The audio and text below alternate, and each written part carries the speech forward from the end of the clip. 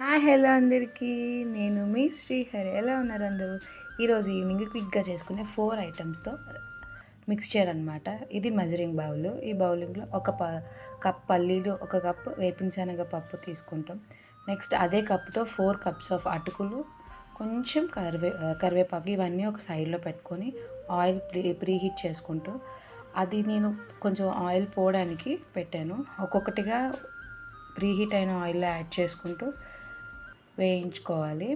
అటుకులు మాత్రం చాలా ఫాస్ట్గా వేగిపోతాయి. సో వేసిన వెంటనే స్ట్రెయినర్తో వెంటనే తీసేసి ఒక బౌల్లోకి పెట్టుకోవాలి. ఆ కింద పెట్టాను కదా, అది ఆయిల్ పోవాలి. ఆయిల్ ఎక్కువగా ఉంటే మాత్రం స్మెల్ వచ్చేస్తుంది. సో ఇంకో కప్లోకి సాల్ట్ అండ్ కారం తీసుకొని రెండు మిక్స్ చేసేసి అలా చూపిస్తున్నాను కదా, చూపించినట్టుగా కలిపిసిన తర్వాత నచ్చితే సబ్స్క్రైబ్ చేసుకోవచ్చు కదా.